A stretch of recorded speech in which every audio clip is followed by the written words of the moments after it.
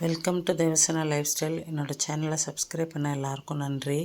இப்போ தான் முதல் தடவை நீங்கள் வீடியோ பார்க்குறீங்கன்னா சேனலை சப்ஸ்கிரைப் பண்ணிட்டு கூடவே பெல் ஐக்கானை கிளிக் பண்ணுங்கள். கூடவே ஆல்ன்ற ஆப்ஷனையும் கிளிக் பண்ணுங்கள். அப்போ தான் நான் போடுற வீடியோ உங்களுக்கு நோட்டிஃபிகேஷனாக வரும். இன்றைக்கி இந்த மழை காலத்தில் மழை காலம் கிடையாது, ஆனால் மழை பெஞ்சிக்கிட்டு இருக்குது. இப்போ ஒரு சூப்பரான ஒரு பலகாரம் தான் பார்க்க போகிறோம். முறுமுறுன்னு ஒரு பக்கோடா, வெங்காய பக்கோடா. இதுக்கு நான் 2 வெங்காயத்தை நீட்டை வாக்கில் கட் பண்ணி வச்சுருக்கிறேன். அதை ஒரு பவுலில் போட்டாச்சு. ஒரு கைப்பிடி அளவு கருவேப்பிலை அதில் சேர்த்துப்போம். 2 பச்சை மிளகாய் 2ஆக கட் பண்ணி வச்சுருக்கேன், அதை சேர்த்துக்கலாம். கொஞ்சம் இஞ்சி அப்படியே தட்டி வச்சுருக்கிறேன், அதையும் அதில் போட்டுக்கலாம். ஒரு 10-15 பூண்டு அப்படியே தோலோடு சேர்த்து தட்டி வச்சுருக்கேன், அதையும் இதில் ஆட் பண்ணிக்கலாம். கொஞ்சமாக சோம்பு தூள் இதில் ஆட் பண்ணிப்போம். கொஞ்சம் மிளகாத்தூள், red chilli powder, Kashmir chilli powder add பண்ணிக்கலாம். இதுக்கு தேவையான உப்பு எல்லாத்தையும் போட்டு நம்ம இந்த கலவையை நல்லா கலந்து விட போகிறோம். இந்த வெங்காயத்தில் தண்ணி இருக்கிறதுனால நம்ம தண்ணியும் சேர்க்கக்கூடாது. இதை அப்படியே நம்ம தான் மிக்ஸ் பண்ணணும். இதில் கொஞ்சமாக பெருங்காய பவுடர் சேர்த்துக்கலாம்.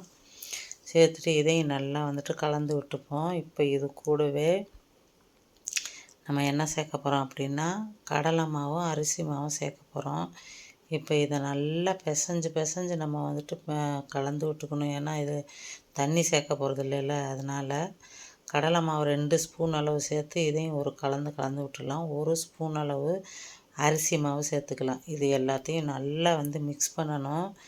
ஏன்னா இந்த பவுடர்லாம் சேர்ந்து இந்த வெங்காயத்தோடு நல்லா ஜெல்லாகணும். ஏன்னா நம்ம தண்ணியே ஆட் பண்ணாமல் சேர்க்குறோம். வெங்காயமும் உப்பு சேர்த்ததுனால இது நீர் தண்ணி இதுலேயே வரும். அதனால் அதை வச்சே நம்ம நல்லா கலந்து விட்டுக்க போகிறோம். ஒரு அடுப்பில் ஒரு கடாய் வச்சாச்சு. அதில் தேவையான அளவு ஆயில் விட்டாச்சு. இப்போ நம்ம அதை உதுத்து பக்கோடா மாதிரி செய்ய போகிறோம். இங்கே பாருங்கள், இந்த மாதிரி தான் நம்ம பண்ணணும். இது நம்ம வாசனையாக இருக்கும். பூண்டு, இஞ்சி எல்லாமே போட்டிருக்கிறதுனால வறுக்கும்போதே செம வாசனையாக இருக்குது. கருவேப்பிலை நல்லா போட்டிருக்கிறதுனால நல்லா முறுமுறுன்னு சூப்பராக வருது. இது இந்த மழை காலத்தில் ஈவினிங் ஸ்நாக்ஸாக பண்ணி சாப்பிட்டு பாருங்கள்.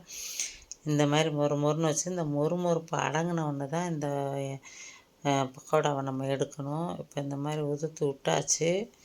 இந்த மாதிரி நம்ம கொஞ்சம் பிரட்டி விட்டுக்கோங்க. ஒரு 2லேருந்து 3 நிமிஷம்தான் ஆகும் முறுமுறுப்பு அடங்க. கொஞ்சம் கருவேப்பிலையும் இதில் சேர்த்தோம்னா அந்த வாசனை நம்மளே சாப்பிட்றதுக்கு டெம்ப்டேஷனாக இருக்குது. அவ்வளோ டேஸ்ட்டாக இருந்தது, முறுமுறுன்னு.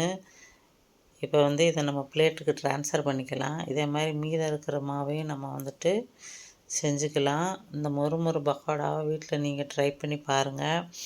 ஈவினிங் டைமில் இல்லை, எந்த நேரம் வேணாலும் நம்ம ஹோட்டலில் கடையிலெல்லாம் வாங்காமல் நம்ம தொட்டுக்க கூட பண்ணி பார்க்கலாம்.